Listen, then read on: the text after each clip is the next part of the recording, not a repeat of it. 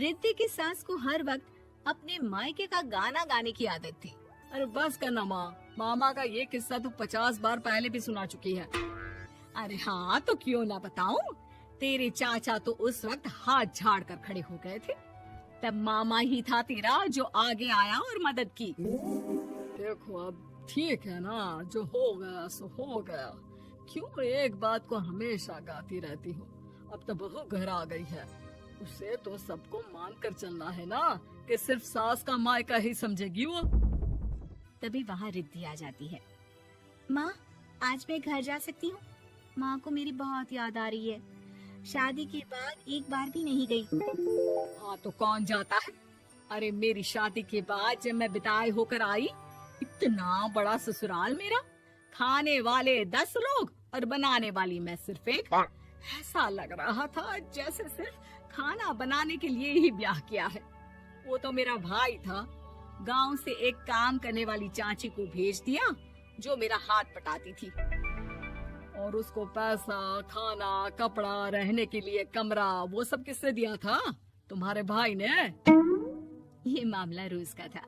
ससुर भी जब गुस्सा होते तो वो सारी बात कह देते जो उनके मन में इतने समय से चल रही थी। मेरा भाई, भाभी, भतीजा, भतीजी सब छुड़वा दिया। मैंने जीवन भर सिर्फ तुम्हारे परिवार वालों से निभाया, लेकिन अब भी चैन नहीं है तुमको। बहू के सामने सास को लगा कि उसकी बेइज्जती हो रही है। अब सुन बहू, अपने कमरे में जा, कहीं नहीं जाना मायके वायके। घर का काम कौन करेगा? पड़ोसन। बहू समझ जाती है मामला गर्म चल रहा है। कमरे में जाने में ही भलाई है। कमरे में क्या है? तुम्हारी माँ हर वक्त चिक चिक चिक करती रहती है। कल ताई मिली थी तुम्हारी मुझे, लेकिन मजाल है सासू माँ की उन्होंने एक बुराई की हो, लेकिन सासू माँ हाँ, जब देखो तब ससुराल के लोगों की बुराई करती रहती है। बेचारे पापा जी कितना मिस करते हैं अपने घर वालों को। मेरा तो बड़ा मन करता है कि ताऊ जी, चाचा जी और सब मिलकर रहे, ना साथ रहे लेकिन आना जाना तो ठीक से रखे। हिंदुस्तान और पाकिस्तान एक हो सकता है, लेकिन चाचा और ताऊ के परिवार के साथ हम लोगों का मिलन ना जी ना कभी नहीं हो सकता। ये बात है। देखिए मेरे साथ ना ज्यादा चैलेंज मत करिएगा। ऐसा कोई काम नहीं है जो मैं नहीं कर सकती। ससुर जी जो कि बहू की बात सुन रहे थे सामने आ जाते हैं। अरे बेटा, तू ये कर सकती है तो प्लीज मेरा परिवार किसी तरह मुझसे मिलवा दे। सारी जवानी तो मैंने किसी तरह काट ली, लेकिन जीवन के इस पड़ाव पर बहुत याद आती है मेरे परिवार की। हाँ हाँ पिताजी, आप चिंता मत करिए, बस मेरा साथ देते रहिए आप दोनों। फिर देखिए कैसे माँ जी भी ठीक हो जाएंगी और पूरा परिवार भी एक हो जाएगा।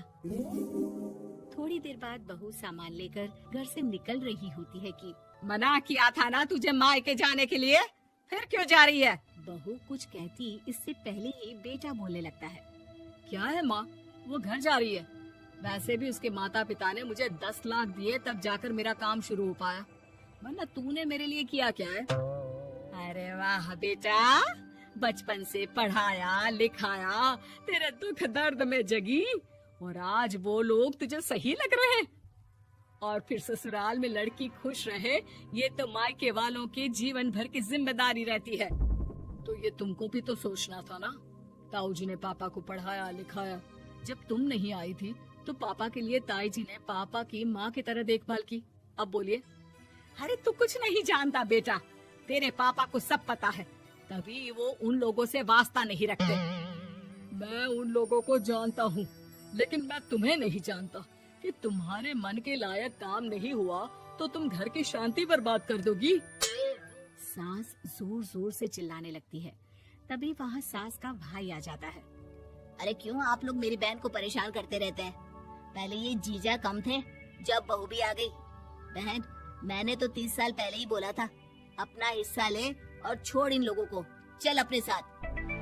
बहू समझ जाती है कि मामा ससुर की नजर किस पर है।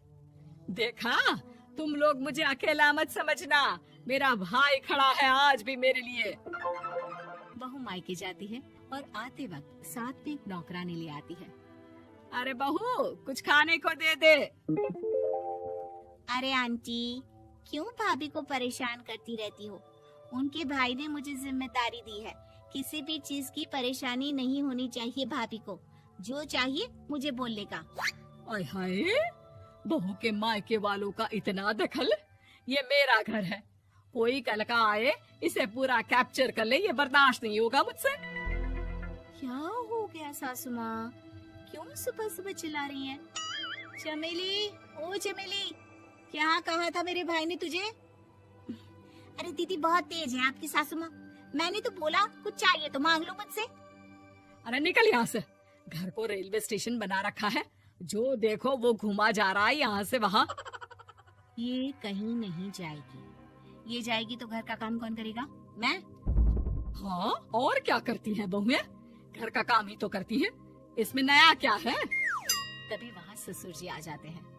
हाँ, तो यही बात तो तुम्हें भी समझनी चाहिए थी ना। आज बहू के मायके से नौकर आ गया तो तुम्हें बुरा लग रहा है? अरे तो उस वक्त गर्मा गर्म खाना तो सबने खाया ना। ऐसा तो नहीं है कि मेरे मायके का नौकर था तो सिर्फ मेरे लिए बनाता था। अरे निकालो इसे, फिलहाल बाद में बात करती हूँ। सास का गुस्सा जोर से नौकरानी पर फूटता है। तभी वहाँ बेटा सामान के साथ आकर खड़ा हो जाता है। चलो रिद्धि, तुम ठीक बोलती हो। मेरी माँ को तो हम लोगों की कोई फिक्र है ही नहीं, ये तो सारा दिन सिर्फ अपने बारे में सोचती है। और देखिए, मैं अब से कह रही हूँ कि अब से इस घर की तरफ आपको देखना भी नहीं है। नहीं आना आज के बाद इन लोगों से मिलने। हाँ हाँ, बस कभी कभी दिन में 2 बार मिलने आ जाओ। नहीं, बिल्कुल नहीं। ससुर झूठा नाटक करते हुए। मेरी बीवी ने मुझे मेरे ही परिवार से दूर कर दिया, आज बहू मेरा इकलौता बेटा दूर कर रही है। हाय, कैसे जीऊंगा मैं? वाह, वो भाई जो आपको बेटे की तरह मानता था, उन्हें छोड़ने में तो दुख नहीं हुआ। आज खुद का बेटा छोड़कर जा रहा है तो कैसे जीऊंगा? बड़े आए। अब सास समझ चुकी थी कि उससे गलती क्या हुई है। मुझे माफ कर दे बहू, अब मेरी समझ में आ गया कि अपनों से दूर कर बीवियां पति का भला नहीं बल्कि उन्हें जीवन में अकेला कर रही है। मुझे माफ कर दे, मैं अब सबसे माफी मांग लूंगी। ससुर जी दूर से बहू को थम्स अप दिखाते हैं।